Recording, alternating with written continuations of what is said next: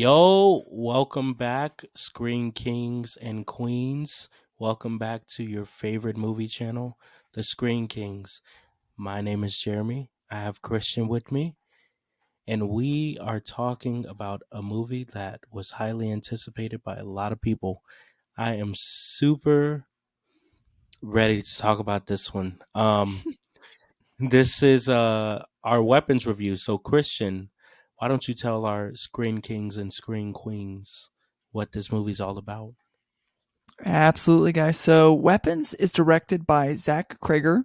And to give you guys a brief synopsis, it says when all but one child from the same classroom mysteriously vanish on the same night at exactly the same time, a community is left questioning who or what is behind their disappearance.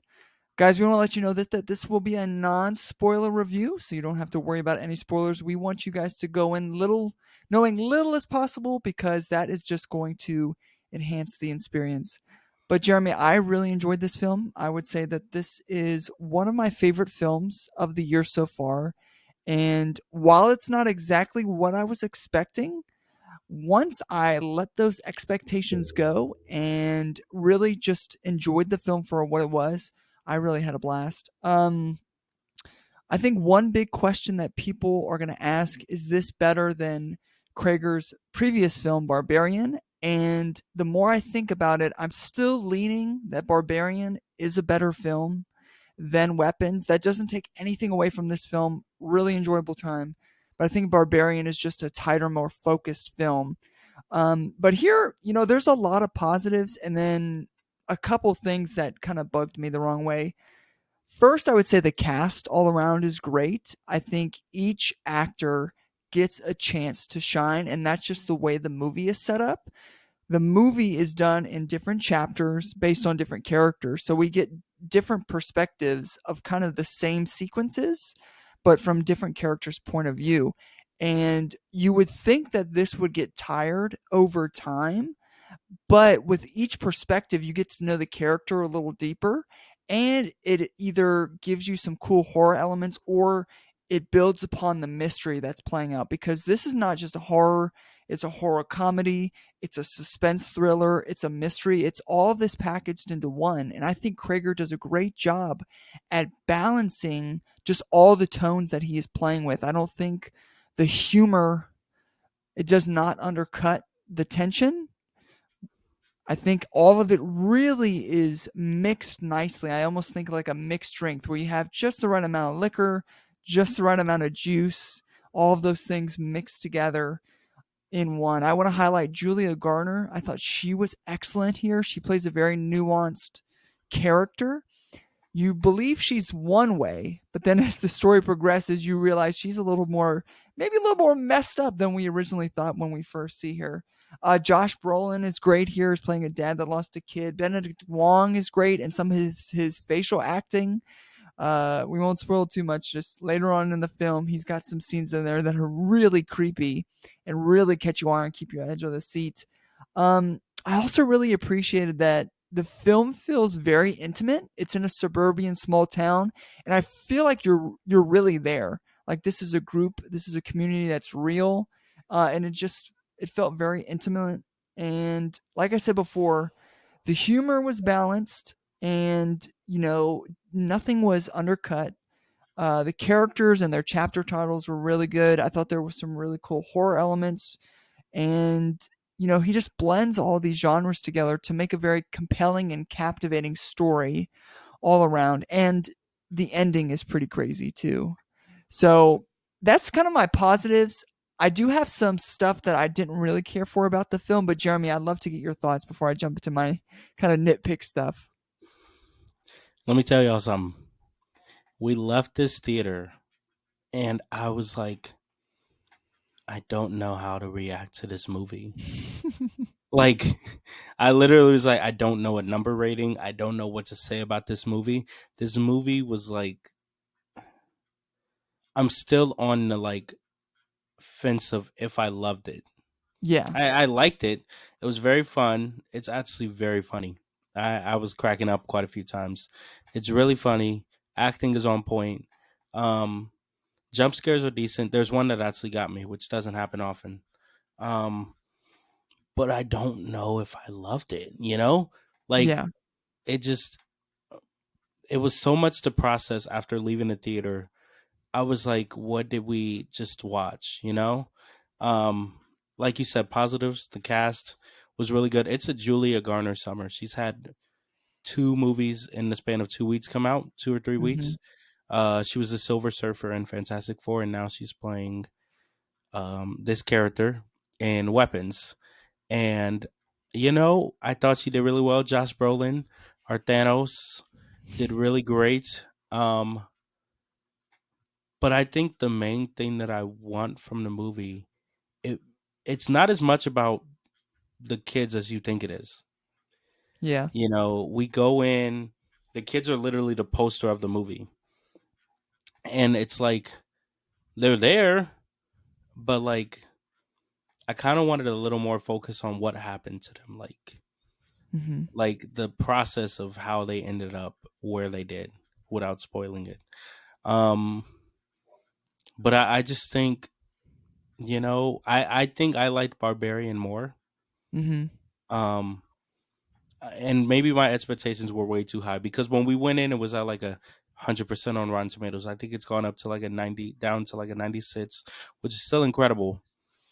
Mhm. But people are like, "Oh, this is the best horror movie of the year." Maybe second. I think Sinners still got it. I think Sinners is number one for me. Yeah, Sinners is definitely a great movie. And you bring up a really good point. I think the marketing for Weapons does a great job of bringing you in. Like it's Yes. so captivating. Like what the heck is going on? It was so Mhm. innovative.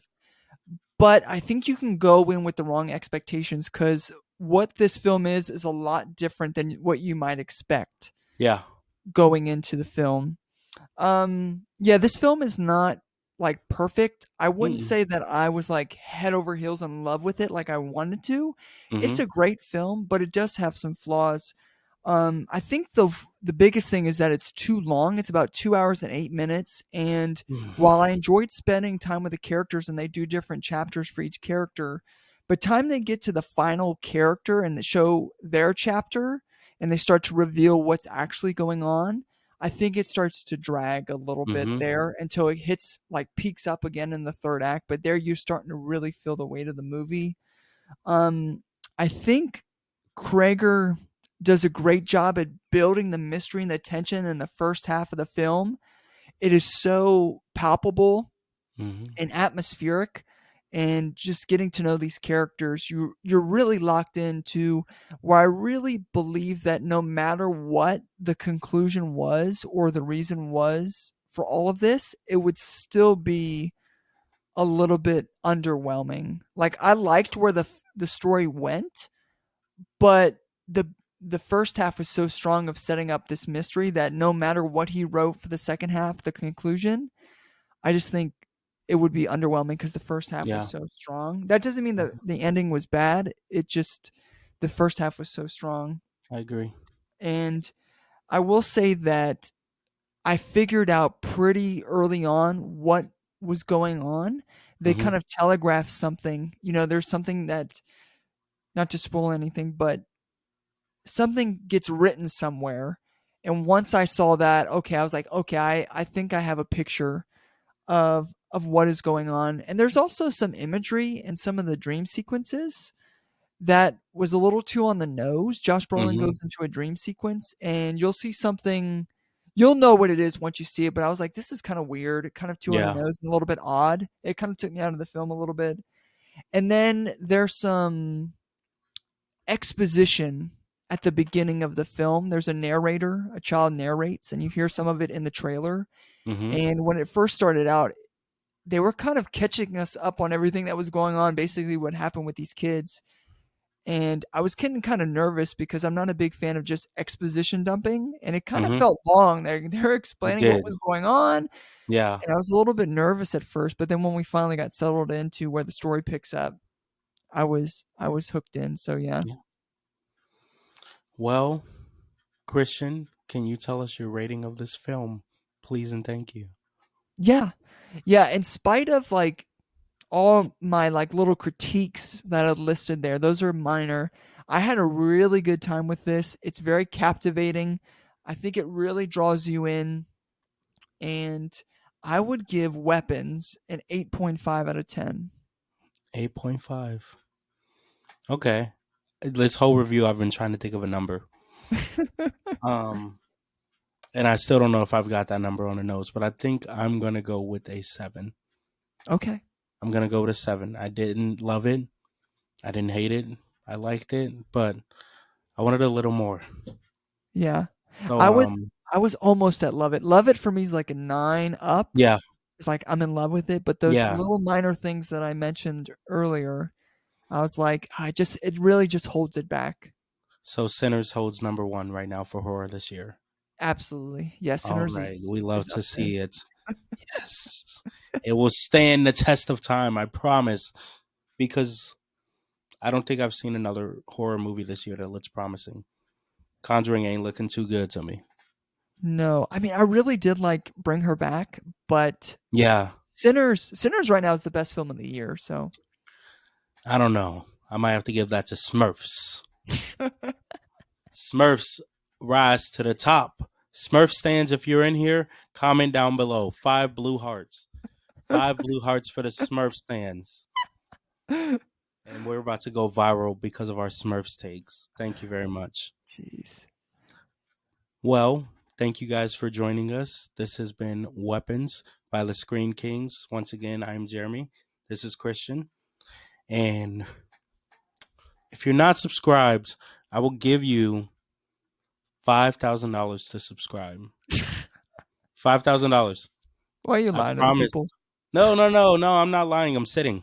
No, I will give you $5,000 if you subscribe. You just got to send Christian your cash out, and I'll give him the money and he'll give it to you.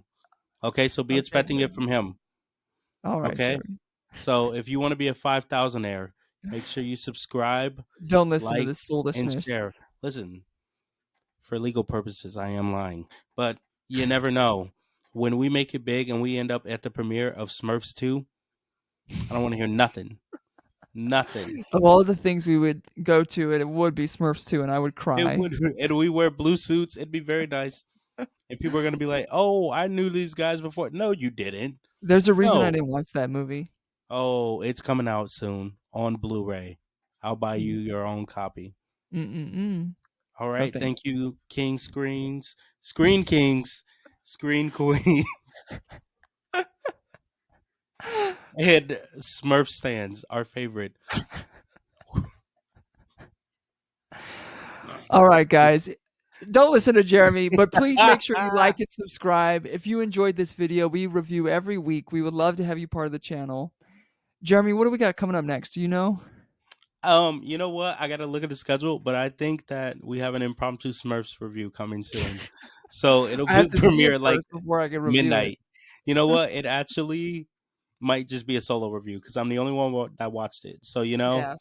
I will talk about Smurfs for about an hour if you guys will let me. I hope you Oh guys are my okay with gosh. that. Guess what? I'm Um, not watching. so wow, you know what? When it becomes our most viral video, I don't want to hear nothing. All right, guys, thank you for watching. We will see you soon. Peace.